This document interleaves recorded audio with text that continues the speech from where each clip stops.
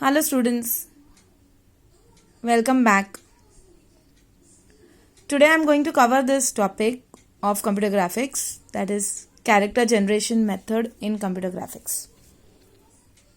So there are various methods through which we can draw various characters on the screen, output screen. We can even draw special characters, or we can draw the characters in various styles also. So there are some methods which we have studied in our practical. We have performed those methods. So the first method is bitmap method. So in bitmap method we are using a pixel array. Here you can see this is the first array is of 7 by 5. 7 rows and 5 columns. And here we are displaying the character H. So wherever we need the display for the character H, those pixels will be colored, whereas the other pixels will not have any of the color. Okay, so this was the first one. Second is where we can increase the pixel array and we can have the character width. We can have the width in this character. Now the same thing, we are displaying the character H over here also, but we are using 12 by 8 pixel array. And to display this H, we are using these 2 pixels for generating a single color. That means at a time we will be lighting up all these pixels. So that the purpose of this lighting up 2 pixel arrays is that we want the font to be in the bold size, or we can say we want the thickness of that font. So this is the way we are using the bitmap method. Now we will come to the next one, that is the stroke method. In stroke method, the characters can be drawn using the inbuilt functions of CG. The inbuilt functions we have already seen. We had done our first practical, which was just to take a revision, or we needed to understand how many inbuilt functions are there in our graphics.h library file. So we had used various inbuilt functions like line, arc, rectangle, ellipse.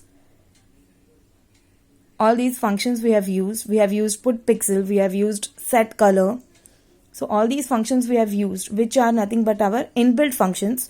That means those functions, just we have to mention the name of the function and we have to pass the parameters and the output will be drawn. So that were our inbuilt functions whose definition is already defined to our compiler. So by using these inbuilt functions, we can draw this character A. For drawing this character A, we will require only line inbuilt function. Like we can use line for drawing this line of character A, line again for drawing this line, and again for drawing this line also we require the line function. So by using 3 different line functions, we can make this character A. If you want to increase the font of this, we can increase the line parameters. Okay, you can extend the Y value so that this line does not end over here, it ends somewhere over here. The same way we can do over here also. We can extend the Y value and we can have the line till here.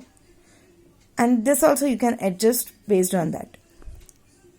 The second letter we can see is B, which for drawing this letter we will require 1 line segment, then 1 arc and 1 more arc.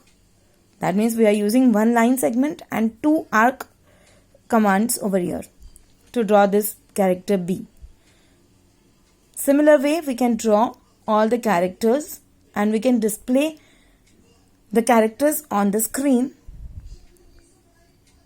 by using stroke method. So these are the 2 methods which we have kept in our practicals. And out of these 2, the mostly used method is our bitmap method. Because here we have to specify the same array and we can change our character display. Okay, Now by using this array 7 by 5, I am displaying the character H. Next time I will display the character A over here by using the same array size. But here, if you want to display C, you will have to change this. By using 3 line commands, we cannot display C. By using 2 curves and 1 line, we cannot display C. For displaying C, we will require 1 arc. Okay, so that is the basic difference, and because of that, the bitmap method is used mostly. Okay, so this was our 10th experiment in computer graphics. Thank you very much for listening.